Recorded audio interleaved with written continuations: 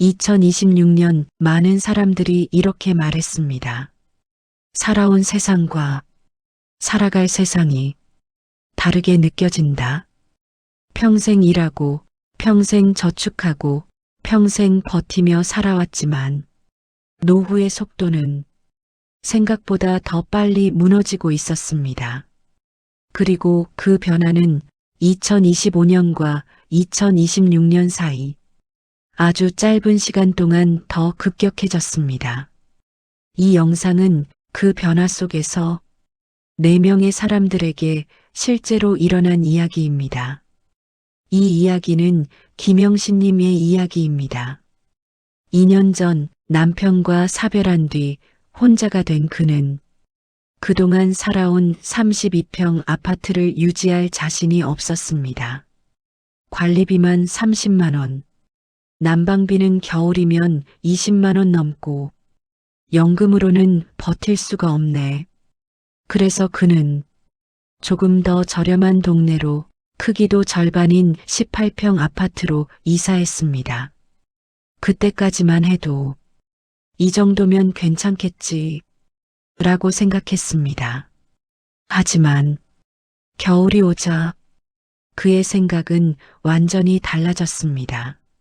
월 관리비 고지서를 받은 날 김영신님은 눈을 의심했습니다. 16만 원? 아니, 난방도 거의 안 했는데? 작년보다 43% 오른 금액이었습니다. 엘리베이터 유지비, 공용 전기료, 난방 기본요금, 수도요금 하나하나 오른 게 아니라 전체가 다 같이 올라버린 느낌이었습니다. 냉장고 문을 열며 그는 중얼거렸습니다. 내가 뭘 그렇게 잘못 살았다고 이렇게까지 힘들어야 하나. 관리비뿐만이 아니었습니다. 전기요금 고지서는 한 달 전보다 1만 8천 원 더 올랐고 난방비는 거의 쓰지도 않았는데 기본 요금만으로 3만 원이 넘었습니다. 그는 계산기를 두드리다가 눈을 감았습니다. 내가 이 집에 사는 게 집을 가진 게 아니라 집에 월세 내는 기분이네. 노후의 주거비가 영원일 거라 믿었던 세대. 하지만 현실은 그 믿음을 무너뜨리고 있었습니다. 그는 생활비 노트를 꺼내 들었습니다. 식비, 약가, 교통비, 통신비 모두 줄일 대로 줄였습니다. 하지만 관리비, 전기요금, 난방비는 줄일 수가 없었습니다. 결국 그는 한 가지를 포기하기로 했습니다. 올겨울에는 약을 절반만 먹어야겠네. 스스로도 말도 안 된다고 느끼면서도 선택지를 찾을 수 없었습니다. 밤에 불을 거의 켜지 않은 채 작은 조명 아래 앉아있던 그는 천천히 눈을 감았습니다. 이 나이 먹고 이렇게까지 아껴야 하는 건 정말 잘못된 거 아닌가. 창밖으로 옆집에서 흘러나오는 TV 소리가 들렸습니다. 그 소리를 들으며 김영신님은 깊게 한숨을 내쉬었습니다. 노후의 무게는 돈이 아니라 예상치 못한 비용이구나. 내가 버티는 게 점점 자신 없어지는구나. 그리고 그때부터였습니다. 그의 노후가 흔들리기 시작한 건 이 이야기는 정혜준님의 이야기입니다. 정혜준님은 퇴직 후 오래 살던 집을 정리하고 조금 더 나은 생활을 위해 신축 아파트 청약을 넣었습니다. 당시 부동산 중개사는 이렇게 말했습니다. 이자요? 물가 떨어지면 금리도 금방 내려갈 거예요. 정혜준님은 믿었습니다. 그 말이 틀릴 거라곤 생각하지 않았습니다. 그리고 그 믿음이 무너졌습니다. 입주를 앞두고 은행에서 전화가 왔습니다. 정혜준님, 이번 달부터 중도금 대출 금리가 인상됐습니다. 월 이자가 38만 원에서 62만 원으로 오릅니다. 정혜준님은 숨이 턱 막혔습니다. 아니, 2배 가까이 오른다고? 직원은 말했습니다. 요즘 다 그렇습니다. 금리가 계속 높아지고 있거든요. 그날 정혜준님은 집으로 돌아와 한참을 소파에 앉아 있었습니다. 그는 퇴직금 일부를 남겨 혹시 모를 대비로 저축해두고 있었습니다. 하지만 이자가 계속 오르자 그 돈을 꺼내 쓸 수밖에 없었습니다. 이게 마지막이었는데 통장을 보며 그는 중얼거렸습니다. 퇴직금은 노후의 안전망이 아니라 대출 이자 메우는 돈이 되어버렸습니다. 그리고 그는 그때 깨달았습니다. 고정 수입이 없는 나이에 고정 비용이 이렇게 오르면 그게 바로 노후 파산이구나. 정혜준님은 스스로 생각하지도 못했던 결정을 마주했습니다. 일을 다시 시작해야 하나? 하지만 이미 60대 후반. 찾을 수 있는 일은 많지 않았습니다. 카페, 마트, 경비, 지원서를 넣었지만 돌아오는 답은 이랬습니다. 경험이 없으시네요. 연세가 조금 있으셔서. 그는 노년의 재취업이 생각보다 훨씬 어려운 현실임을 그제야 알았습니다. 밤이 깊어 창밖에 불빛이 하나둘 꺼질 때 정혜준님은 혼잣말을 했습니다. 내가 뭘 몰랐던 걸까? 왜 이런 위험을 미리 생각하지 못했을까? 그러다 그는 깨달았습니다. 그동안 노후는 집 한 채면 충분하다. 금리는 다시 내려간다. 대출은 잠깐만 쓰는 거니까 괜찮다. 라는 말들을 너무 쉽게 믿어버렸다는 걸. 그 믿음들이 그의 노후를 흔들어 버렸습니다. 이 이야기는 박재숙님의 이야기입니다. 하루는 평소처럼 장을 보고 돌아오는 길이었습니다. 집 앞 계단을 오르는데 갑자기 다리가 풀리며 그는 바닥에 쓰러져 버렸습니다. 아, 왜 이러지? 머리는 맑았지만 몸이 말을 듣지 않았습니다. 근처에 있던 이웃이 그를 부축해 응급실로 데려갔습니다. 그날 박재숙님의 삶은 완전히 달라졌습니다. 병원에서의 진단은 예상보다 훨씬 무거웠습니다. 의사는 말했습니다. 큰 병은 아니지만 계속 치료가 필요합니다. 정기적인 검사와 약물 치료를 하셔야 해요. 박재숙님은 고개를 끄덕였습니다. 다행이다라고 생각했습니다.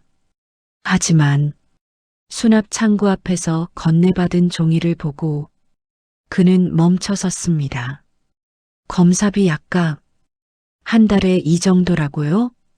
그 금액은 그가 받는 연금의 절반이 넘는 숫자였습니다.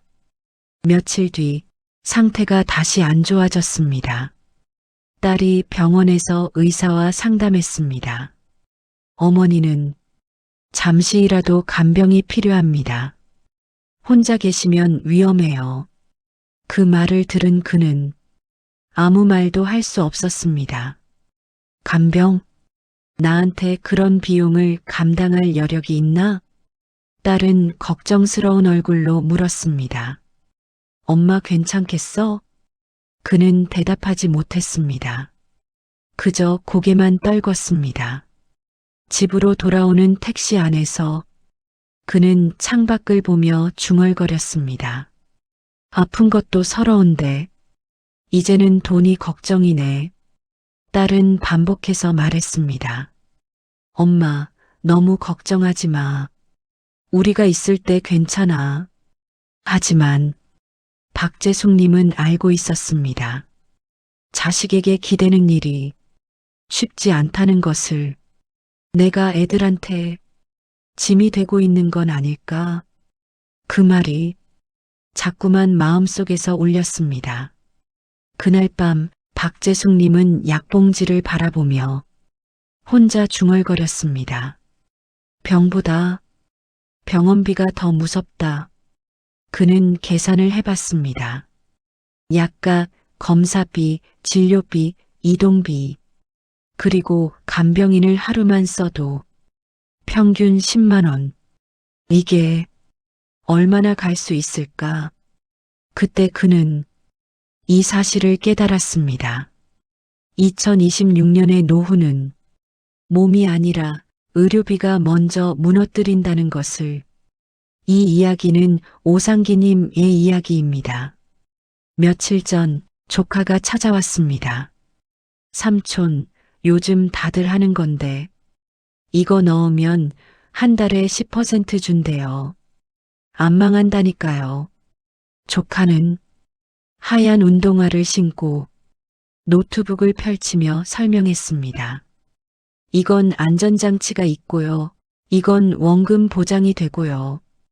오상기님은 원금 보장이라는 말에 가만히 귀를 기울였습니다. 그 한마디가 그의 마음의 문을 열어버렸습니다. 얼마 후 조카는 다시 연락을 했습니다. 삼촌, 이거 잠깐만 도와줘. 한도만 좀 높이면 돼. 삼촌 이름으로 대출 좀 받아주시면 제가 바로 갚을게요. 오상기님은 망설였습니다. 이거 괜찮은 거 맞지? 조카는 손사래를 쳤습니다. 아유, 삼촌 걱정하지 마요. 저 책임감 있는 사람이에요. 오상기님은 조카니까라는 이유로 그 부탁을 들어주었습니다. 그 결정이 어떤 파장을 불러올지 그는 알지 못했습니다. 며칠 뒤 은행에서 전화가 왔습니다. 오상기님, 가입하신 투자상품 해당 업체가 사기 의심으로 신고됐습니다. 그는 핸드폰을 떨어뜨릴 뻔했습니다. 네, 사기요? 은행 직원은 조심스럽게 말했습니다.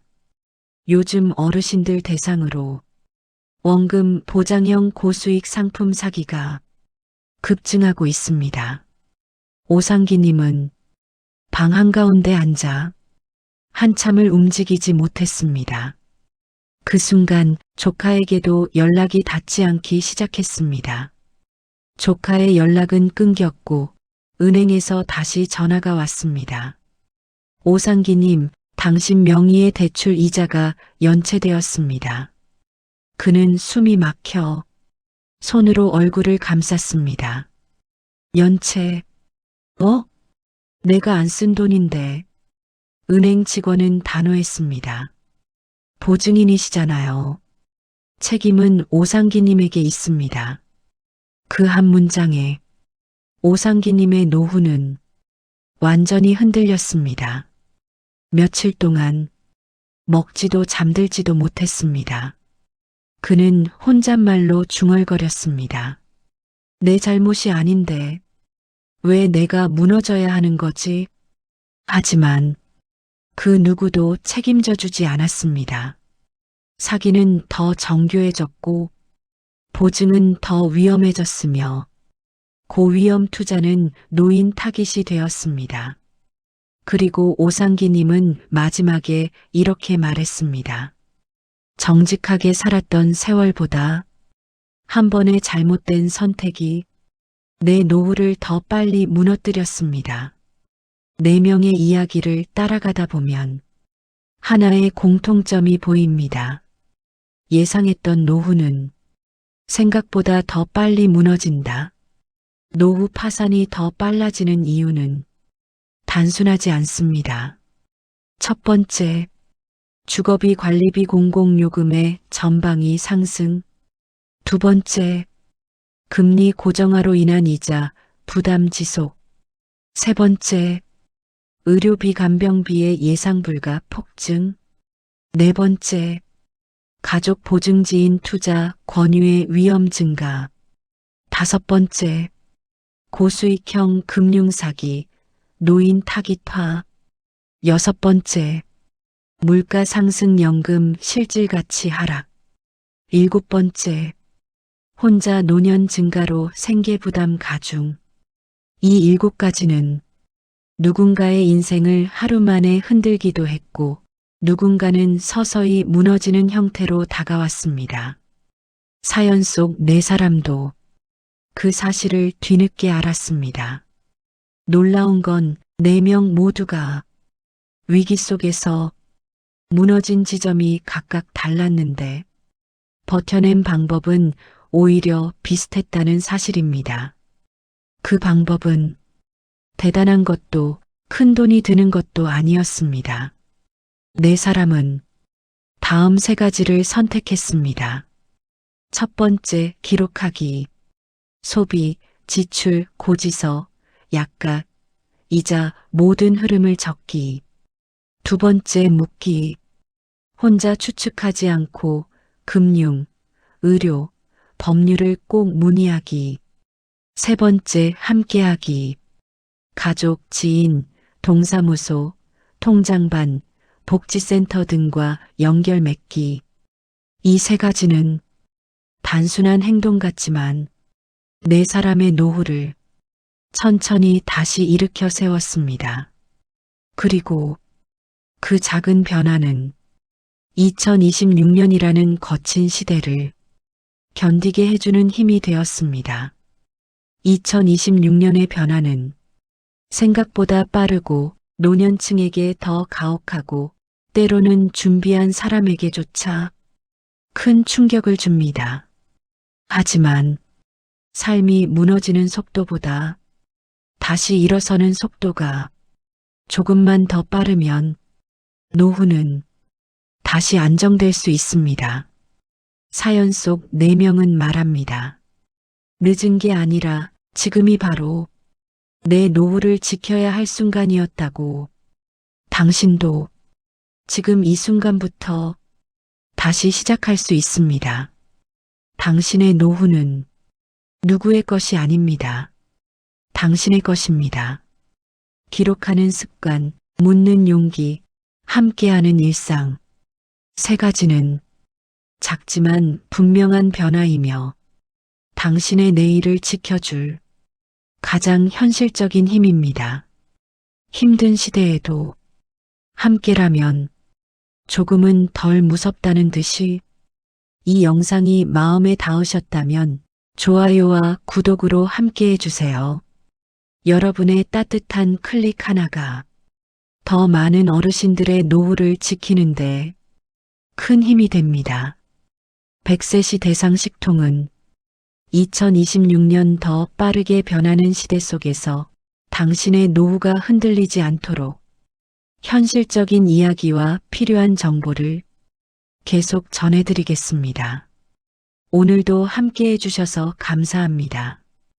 100세시 대상식통이었습니다.